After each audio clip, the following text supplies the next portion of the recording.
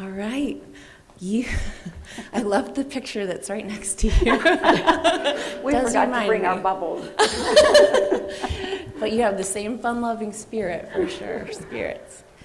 So I'm going to be asking questions, and to each friend will answer. So first it will be Kathy, and then Lois, and then Marlene.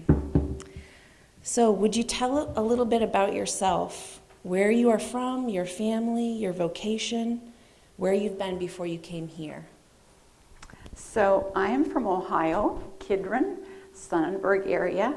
It's a little Swiss community, and I'm the oldest of 6 brothers and sisters.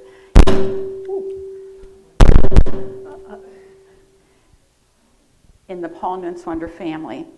We learned to speak Swiss before we spoke English. And so when it was time to go to school, you can see where I'm going off to school, I had to learn English. But the neat thing was that my teacher also knew Swiss. So if we messed up, she could help us out. We lived on Grandpa's farm, playing in the barn, driving the tractor, caring for the animals was part of our life. My father built Kidron Electric on the corner of Grandpa's farm. So we were employed in the company in sales and service as soon as we were old enough to go there. My cousin and I decided to come to Virginia to Eastern Mennonite High School. And after I attended and graduated from EMU, and that is where I met Glenn, and we got married after college.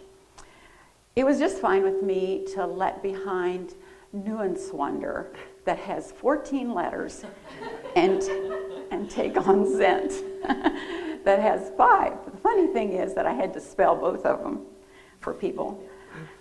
We came to Stanton and taught in Augusta County. After some years, we opened or formed Zent Construction. My role was doing the bookkeeping for the company, and we built houses and remodeled for 40 years. I did some custom sewing on the side while the kids were little, and in college, one of my electives was clothing construction, and so my biggest challenge was to make a winter coat. And this is not in my notes, but I remembered that one of my first trips to Pennsylvania to meet Glenn's family, I begged him to stop at a woolen mill to get fabric so I could make my coat. About our family, we have Joe, our son, who lives in Washington State. He and Aaron have 2 children, Anna and Benson. And we have Christina, who lives in Ohio with Matt. They have 2 children, Carrie and Andrea. We have lived in the same house on Thornrose Avenue for over 50 years. We remodeled and added on to it. And we have attended Stanton Mennonite Church for 56 years.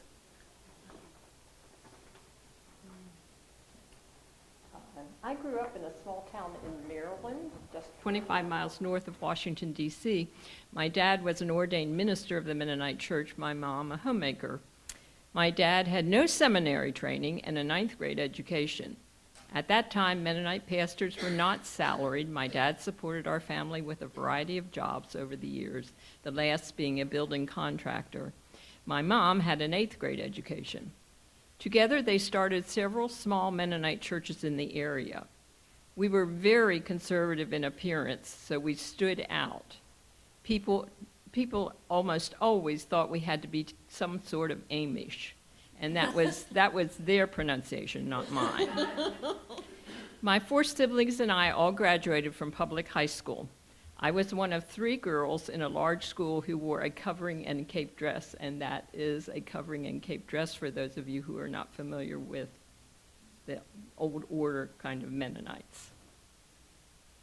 We were not allowed to participate in most school activities, so our social circle was made up of friends from church. It was hard for school friends to understand why there seemed to be so many things we were not allowed to do.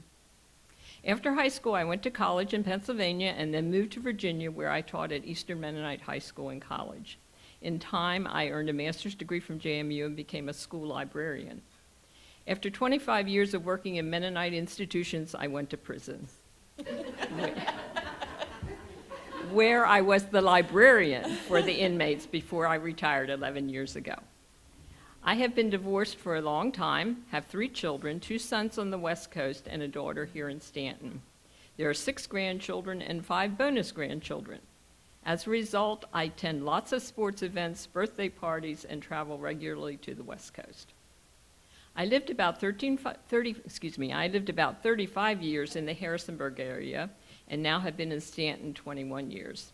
After attending a Lutheran church, I came to Stanton Mennonite about 13 years ago. I grew up on a farm in central PA in a Mennonite home, the youngest of 6 children. My dad was a Bible teacher and co-pastor of a mission church. We 6 children were immersed in church life and the Bible.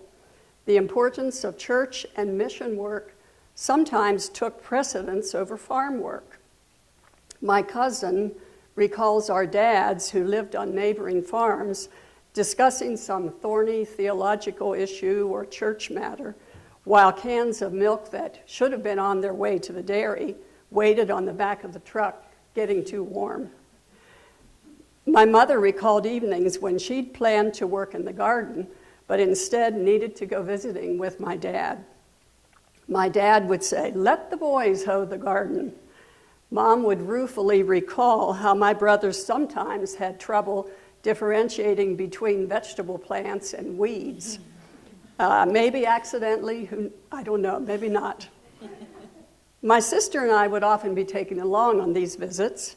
I didn't mind if there were children to play with, and most especially if there was a TV in the home that just happened to be on. We, of course, didn't have TV.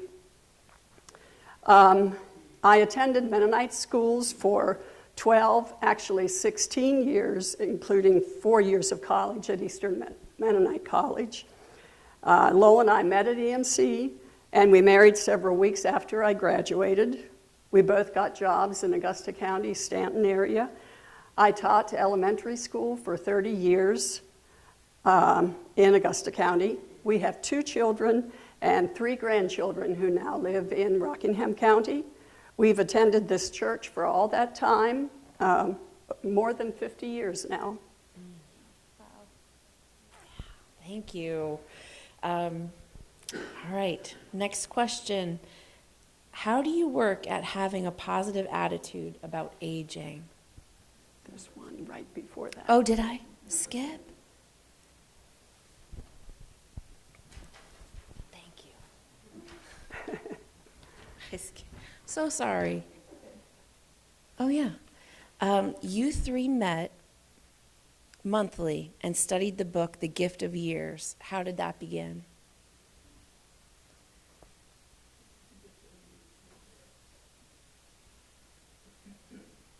I was 66 when I retired from full-time employment and had given little thought to what it means to grow old.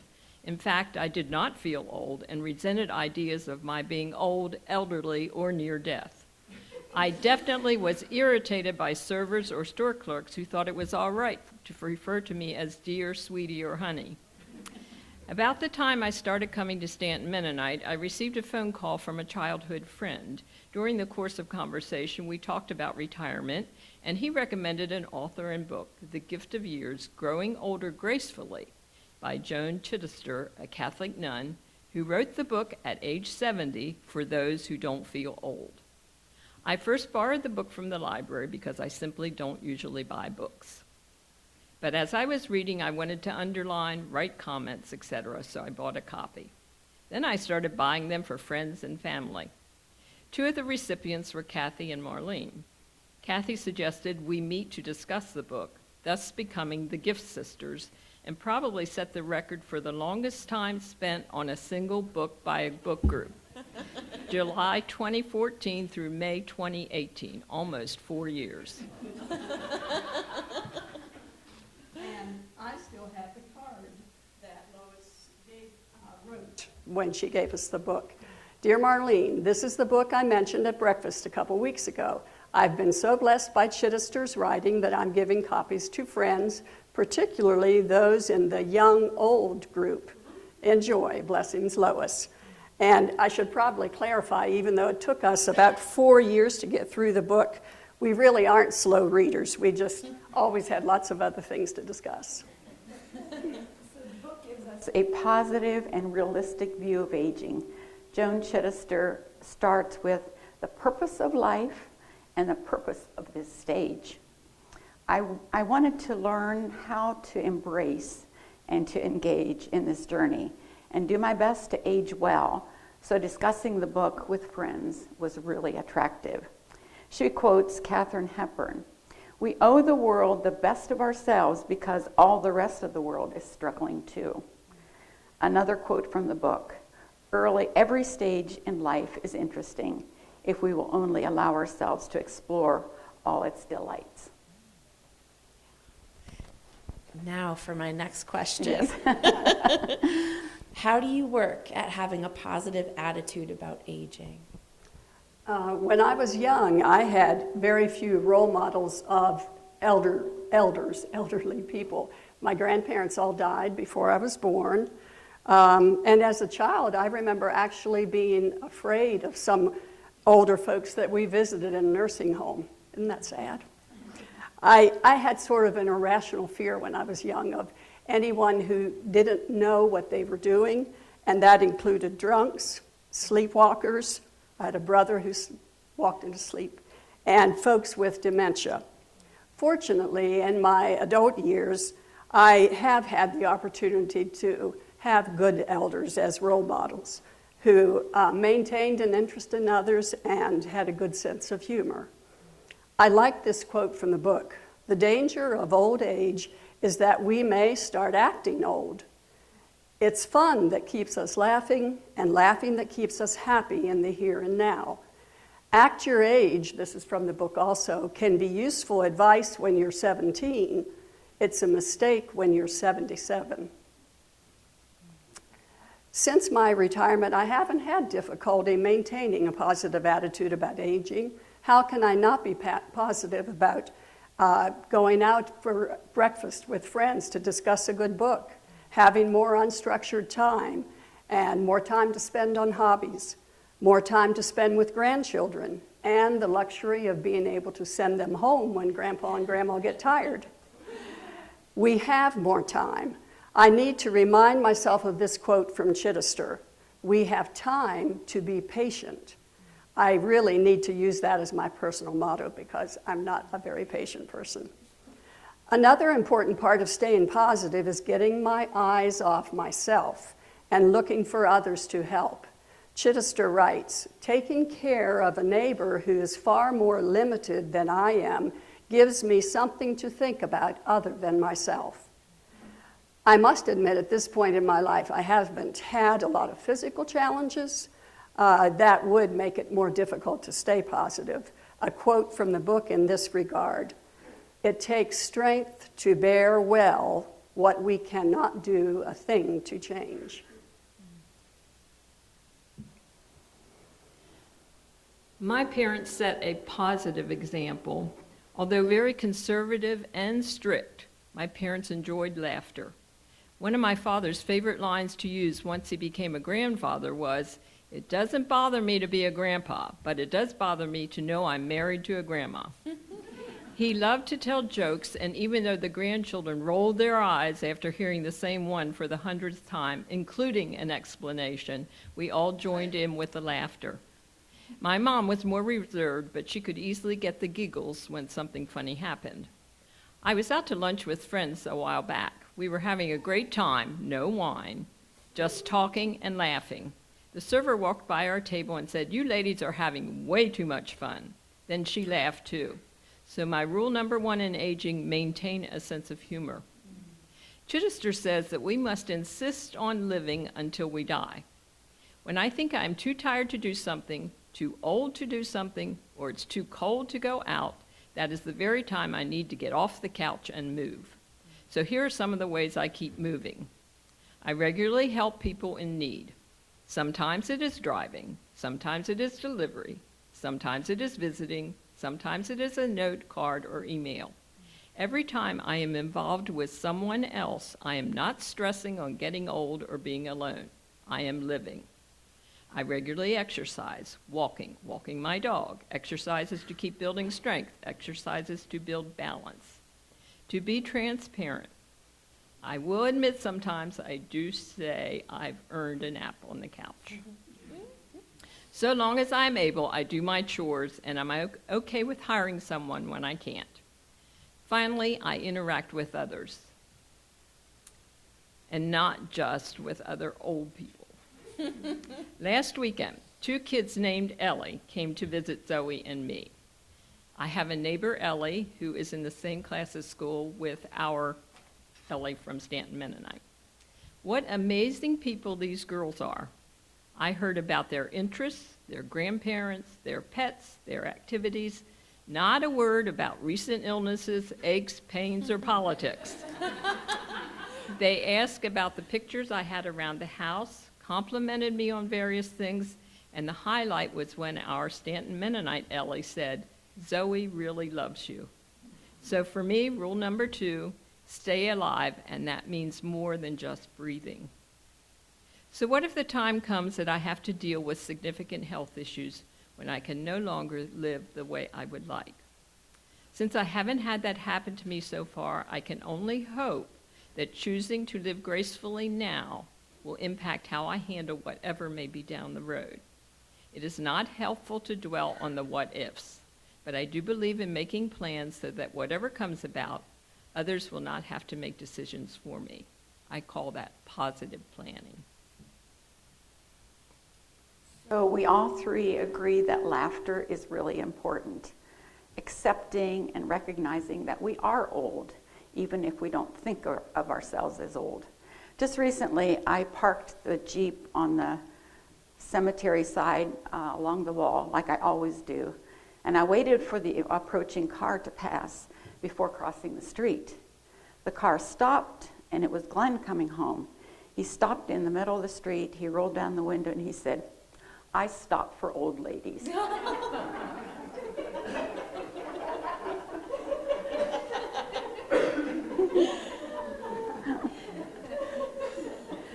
So in her book, she has outlined if you're old, or if you're old, or if you're oldest old. So if you are between 65 and 74, which Marlene is, she is young old. And old is between 75 and 84, which is Lois and I. And then when we're over 85, we'll be oldest old. Over the hill, I guess.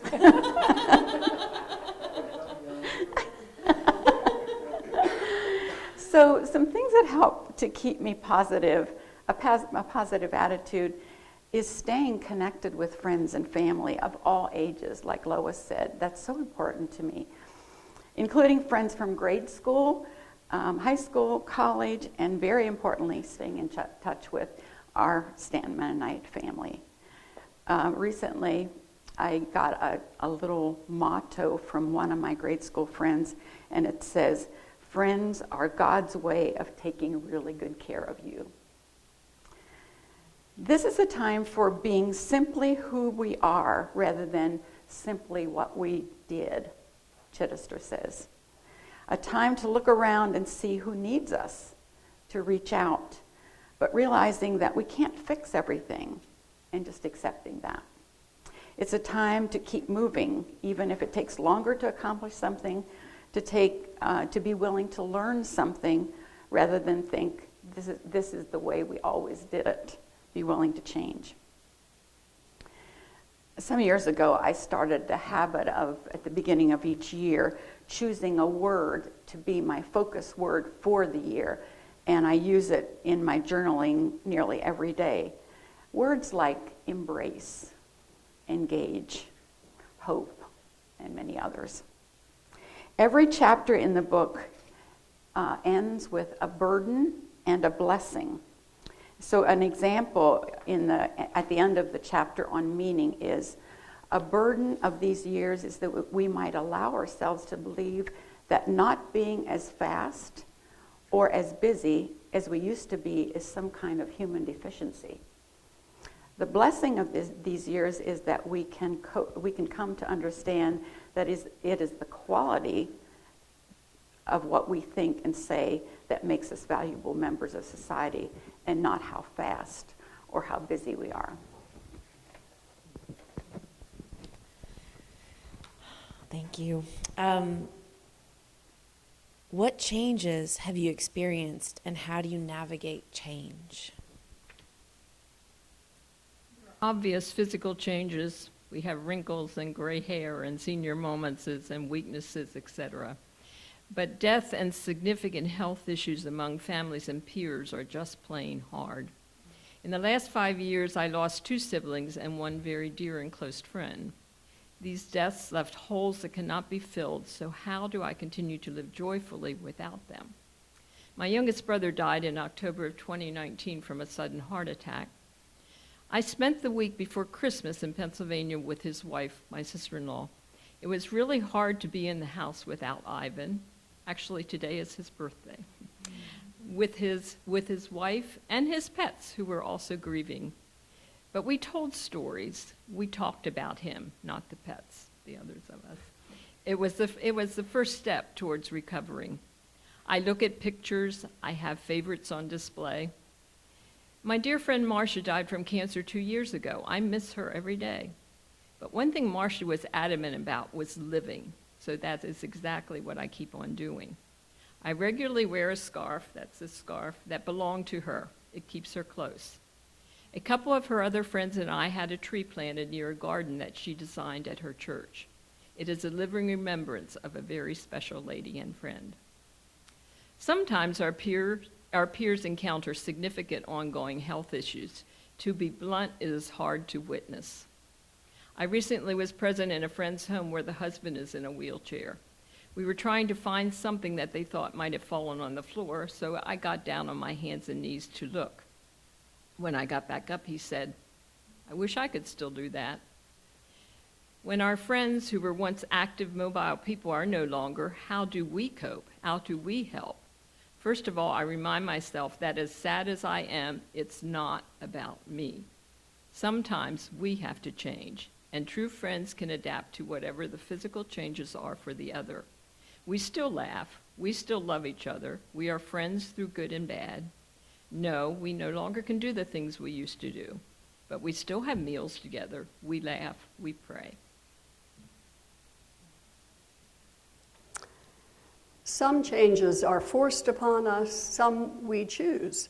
One major change that Lowell and I recently chose was moving from our house near Fort Defiance that we had lived in for 36 plus years to a duplex at Virginia Mennonite Retirement Community in Harrisonburg.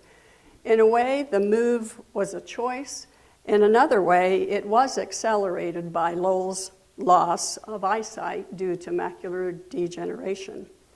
Keeping up with the lawn and garden and upkeep of a house with 2 acres was proving more difficult. In preparing for our move, we found it necessary to get rid of many of the things we accumulated through the years, and what a lot of work it was. Of course, we still have much of our stuff, but we have definitely begun the process of letting go. Chittister writes that now is the period when we evaluate life and look for a dimension above the things of this world. We strip ourselves of stuff and prepare to travel light into the next phase. It made me think of Jesus' instruction to the rich young ruler: sell all you have and give to the poor and come follow me. Despite getting rid of a lot of stuff, I must confess we now find ourselves buying more stuff to replace some of the stuff we got rid of. And something else I'm finding myself doing is trying to recreate my old life in our new environment. And that's not always possible or healthy. Some things I just have to let go of and find something new to replace them. I'm not going to find a class at the Wellness Center just like Fit for Life at the Y that I enjoyed for about 11 years. But I tried Tai Chi and Aqua Light at the Wellness Center, and we'll see how that goes. I need to accept the fact that we're not going to have bluebirds in the middle of town like we had at our old house in Fort Defiance. But, oh, by the way, Lowell took that picture in 2003. That was unusual to have that many at our waterer, but we did buy live mealworms to feed the young in the spring that the mamas could get to feed their young, so we really did enjoy that. And bluebirds need open fields, so we don't have that in Parkview. But we did have a pair of Carolina wrens come to our feeder at our new home, and hopefully in the future we'll attract more of our favorite birds. Chittister concludes the chapter on letting go with the following: a burden of these years is the temptation to cling to the times and things behind us rather than move to the liberating moments ahead. A blessing of these years is the invitation to go light-footed into the here and now, because we spend far too much of life preparing for the future rather than enjoying the present. So there's definitely changes in productivity and our ability, accepting things take longer to do, and I get tired more quickly. Trying to be realistic about what I can accomplish in a day. Our daughter Christina so often reminds me, be realistic about what you can do. Accepting change all around us in relationships, in church, in government, and the world. In this stage, we lose some friends and family, and we miss them. Realizing I might not be the one to make things happen, but I can be a support, I can be an encouragement, and I can be a cheerleader for somebody else.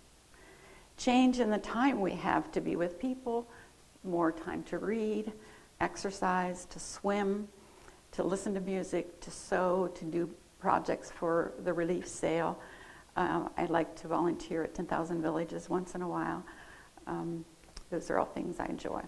I think it's important to be willing to change, to rethink, and to sometimes just do things differently.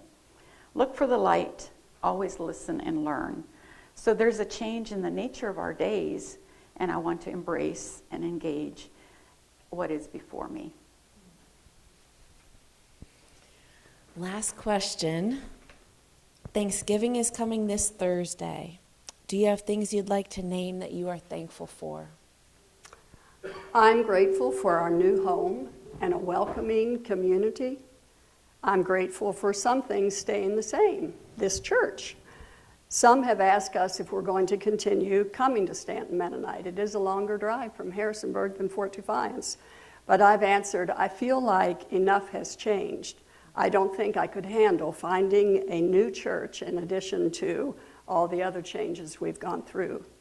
I'm grateful that since our move, Lowell can be a bit more independent. He doesn't have to depend on me to drive him places. He can walk or get a ride to the gym, to meals, to activities he might choose to do, and there's lots of things going on. I'm grateful for a church with plenty of willing, capable folks able to step up and help provide leadership while Kevin has been on sabbatical. I've been very impressed with all the things we've heard. I'm grateful for new attendees contributing to our church and friends like Lois and Kathy, but Lois is the one who volunteered us to step out of our comfort zone and do this morning.